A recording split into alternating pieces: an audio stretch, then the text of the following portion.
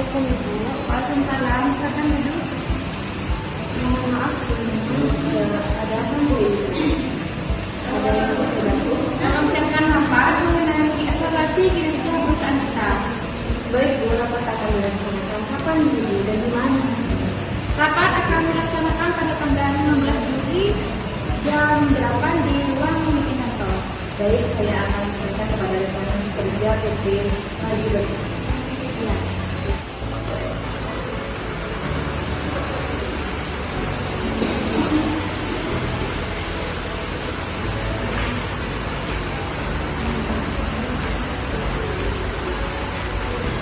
Baik, selamat pagi rekan-rekan semua. Saya sangat senang bisa berada di siang hari ini bersama kalian semua. Pertama-tama saya ingin mengucapkan terima kasih kepada setiap individu yang hadir di acara ini. Hari ini ialah kesempatan yang luar biasa bagi kita semua untuk berbagi dan merayakan pencapaian serta refleksi bersama mengenai perjalanan perusahaan kita. Hari ini kita akan menjelajahi berbagai aspek kinerja perusahaan, mulai dari keuangan, operasional hingga lingkungan eksternal. Tujuan kita bukan hanya untuk menemukan titik lemah, tetapi juga untuk mengidentifikasi kekuatan kita dan memanfaatkannya sebaik mungkin. Saya ingin mengingatkan kita semua bahwa evaluasi kinerja bukanlah tentang menyalahkan seseorang, tetapi tentang kolaborasi dan pertumbuhan bersama. Sebelum saya mengakhiri sambutan saya ingin mengucapkan terima kasih kepada setiap tim yang telah bekerja keras setiap hari untuk membawa perusahaan kita ke arah yang lebih baik. Kalian semua ialah motor penggerak di balik kesuksesan kita, dan tidak ada yang bisa saya katakan selain rasa hormat yang sangat mendalam. Sekarang mari kita mulai acara ini dengan semangat dan antusiasme yang sama. Dan mari kita bekerja sama untuk menciptakan masa depan yang cerah bagi PT Maju Bersama. Terima kasih. Dan saya ingin menjelaskan tujuan dari pertemuan ini. Dan mohon maaf, saya ingin menjelaskan tujuan dari pertemuan ini dan juga agenda yang akan kita bahas. Sekretaris, mohon disampaikan. Izin membacakan terkait rapat pada siang hari ini. Yang pertama itu mengevaluasi kinerja perusahaan. Kita akan melihat kembali pencapaian kita selama periode tertentu dan mengidentifikasi area-area yang perlu diperbaiki. Yang kedua, membahas tantangan dan peluang, yaitu dengan mendiskusikan tantangan yang dihadapi oleh perusahaan kita serta peluang untuk pertumbuhan dan pengembangan di masa mendatang. Yang ketiga, merencanakan langkah-langkah strategis yang mana itu akan menyusun rencana tindakan untuk meningkatkan kinerja perusahaan dan mencapai tujuan jangka pendek dan jangka panjang. Nah, saya akan berikan pengantar singkat tentang tujuan pertemuan ini dan mengapa evaluasi kinerja perusahaan itu sangat penting bagi kita. Nah, yang pertama itu tim keuangan akan menyampaikan laporan keuangan terbaru dan menganalisis kinerja keuangan perusahaan selama periode tertentu. Yang kedua, evaluasi operasional, yang mana kepala operasional akan membahas kinerja operasional perusahaan, termasuk proses produksi, kualitas produk, dan efisiensi operasional. Yang ketiga, analisis lingkungan eksternal. Nah, kepala strategi bisnis ini akan menyampaikan analisis tentang tren industri, persaingan pasar, dan faktor-faktor eksternal lainnya yang dapat mempengaruhi bisnis kita. Yang terakhir, itu ada diskusi dan perencanaan strategis. Diskusi terbuka tentang temuan dan rekomendasi dari evaluasi kinerja perusahaan, yang mana itu akan diikuti dengan perencanaan langkah-langkah strategis untuk masa depan perusahaan. Itu merupakan gambaran singkat tentang tujuan pertemuan kita hari ini dan agenda yang akan kita bahas. Saya mengharapkan partisipasi aktif dari setiap peserta dalam diskusi dan berharap kita bisa mencapai pemahaman yang mendalam tentang kinerja perusahaan kita serta langkah-langkah yang perlu kita ambil ke depannya. Baiklah, mari kita mulai dengan semangat dan dedikasi. Terima kasih atas perhatiannya dan juga kerjasamanya. Baik, terima kasih. Dan arus untuk periode terakhir.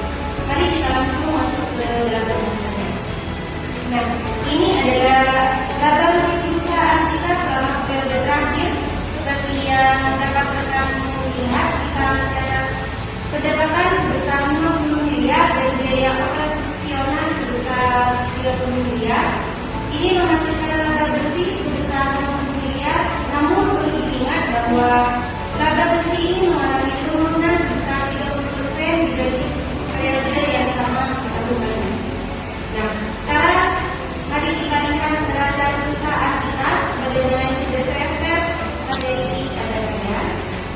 Total aset kita saat ini sebesar 200 miliar dengan 50 miliar diantaranya berupa aset raja dan 40 miliar sebagai aset tetap.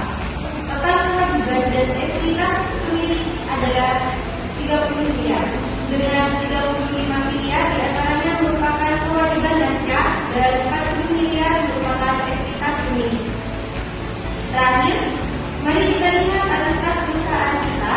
Arus kas dari aktivitas operasi sebesar 50 miliar, arus kas dari aktivitas investasi sebesar 45 miliar, dan arus kas dari aktivitas pendanaan sebesar 20 miliar. Jadi secara keseluruhan arus kas bersih kita adalah 40 miliar.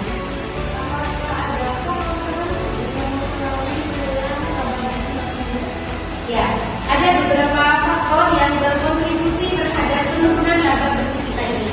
Beberapa di antaranya itu termasuk peningkatan biaya bahan baku, fluktuasi harga pasar, dan investasi tambahan dalam penelitian dan juga pengembangan produk baru. Selanjutnya kami akan membahas tren kinerja keuangan perusahaan kita, rasio keuangan rugi, dan faktor-faktor yang mempengaruhi kesehatan keuangan perusahaan. Yang pertama, mari kita tinjau tren kinerja keuangan perusahaan kita selama beberapa periode terakhir. Kami telah melihat penurunan laba bersih sebesar 30% dalam tahun terakhir, yang sebagian disebabkan oleh peningkatan biaya operasional dan fluktuasi harga bahan baku. Bagaimana pandangan Anda semua terkait dengan tren ini? Saya setuju dikatakan oleh Anda di mana kami bekerja operasional telah meningkatkan biaya operasional produksi dan konsumsi yang mana hendaknya langsung mempengaruhi laba bersih. Saya juga ingin menambahkan bahwa penurunan laba bersih juga tercermin dalam penjualan kami. Meskipun kami telah meningkatkan penjualan, namun margin keuntungan kami menurun akibat persaingan yang tinggi. Terima kasih atas pemikiran dari Ibu Intan dan juga Ibu Rizky. Dan sekarang mari kita tinjau beberapa rasio keuangan inti yang memberikan gambaran lebih jelas tentang kesehatan keuangan perusahaan. Nah, rasio likuiditas kita telah meningkat, tetapi rasio profitabilitas kita itu menurun. Dan pertama rasio laba bersih terhadap penjualan.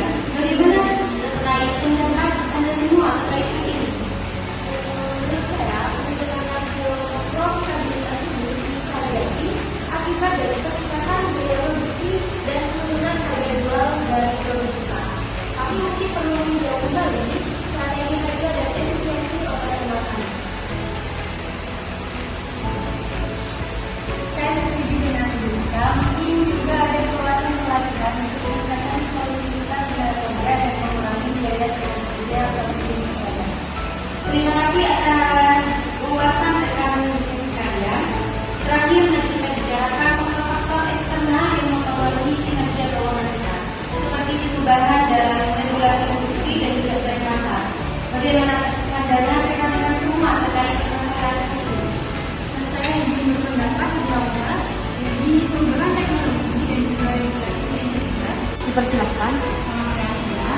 Terima kasih telah hadir di presentasi kami ini. Saya Eva, manajer pemasaran PT Pembinaan, dan bersama dengan saya tim penjualan dan pemasaran yang akan membahas untuk perusahaan. Hari ini kami akan membahas mengenai kinerja penjualan kita, strategi masalah ini, dan kesempatan untuk masalah kembali. Mari kita mulai dengan mengenai penjualan kita sama kualitas. Seperti yang kalian lihat di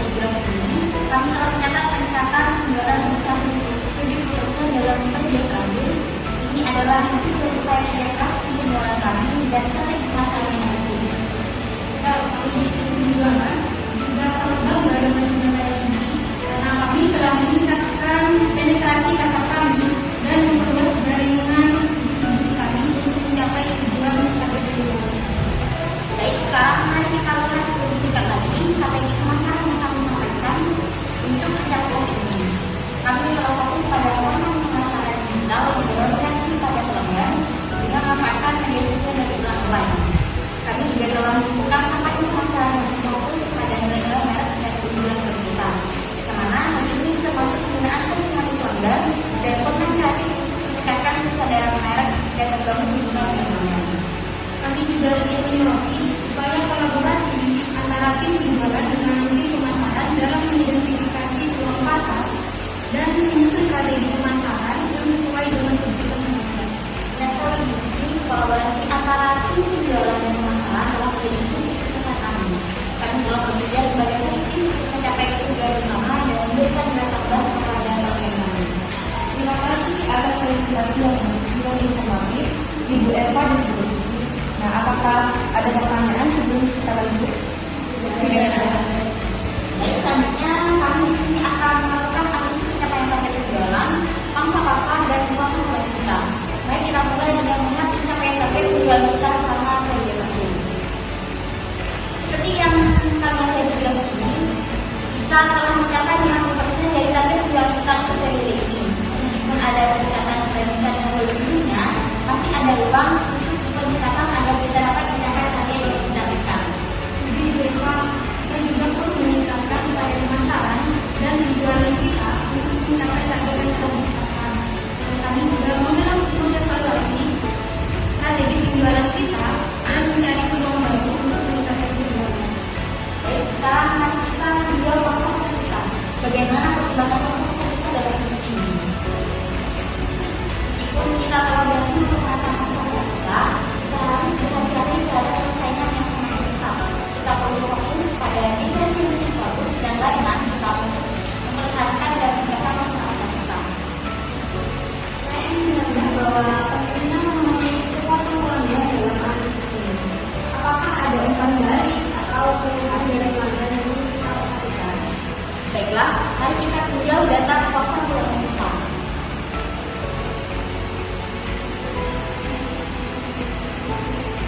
Membagikan data survei kepuasan pelanggan dan mengidentifikasi tren dan pola pelanggan. Berdasarkan data ini, sepertinya kepuasan pelanggan cukup tersaring, tetapi ada beberapa area di mana kita dapat meningkatkan layanan kita untuk lebih merasa pelanggan. Sebenarnya, apakah ada kepuasan tertentu yang menyebabkan peningkatan atau penurunan kepuasan pelanggan? Beberapa penyebab yang ini adalah waktu respon yang lebih lambat dan kualitas pelayanan yang tidak konsisten. Kami perlu meningkatkan komunikasi dengan pelanggan dan memastikan konsistensi dalam pelayanan kami. Terima kasih atas wawasannya ini. Dengan mengamankan kinerja penjualan, pangsa pasar, dan kepuasan pelanggan, kita dapat mengidentifikasi area-area yang perlu ditingkatkan dan merumuskan strategi untuk mencapai tujuan perusahaan kita. Baik, saya ini akan memimpin evaluasi keuangan dan juga penyesuaian strategi bisnis. Saya akan bekerja dengan tim keuangan dan pengembangan bisnis untuk melakukan analisis mendalam dan juga menyusun rencana penyesuaian strategi bisnis. Evaluasi ini akan saya selesaikan dalam waktu 3 minggu. Saya juga akan mengawasi peninjauan strategi pemasaran dan pengembangan produk. Saya akan membentuk tim untuk mengevaluasi strategi pemasaran kami, mengidentifikasi perubahan yang diperlukan, dan merencanakan peluncuran produk baru yang diperlukan. Dan juga peninjauan ini akan dilakukan dalam 2 bulan. Oke, baik. Jadwal pelaksanaan ini tampaknya masuk akal. Sekarang mari kita tinjau kembali tentang tanggung jawab masing-masing dan pastikan semua anggota tim memiliki pemahaman yang jelas tentang apa yang diharapkan dari kalian. Baik, terima kasih Direktur. Agenda selanjutnya yaitu penutupan dan kesimpulan. Baik, mari kita singkat kembali apa yang telah kita diskusikan. Saya telah mengidentifikasi beberapa area di mana perusahaan kita dapat melakukan perbaikan, termasuk dalam proses operasional, pengelolaan inventaris, dan pengembangan karyawan. Nah, untuk mengatasi temuan-temuan ini, saya telah menetapkan langkah-langkah dan juga tanggung jawab yang jelas. Ya, kalau sendiri ini rencana jelas untuk memperbaiki proses operasional dan laporan masukan kami, serta berkegiatan dan menjadi yang kualitas. Saya yakin dengan kerjasama tim kami dapat mencapai hasil yang diinginkan. Ya, saya setuju karena rencana pelatihan dan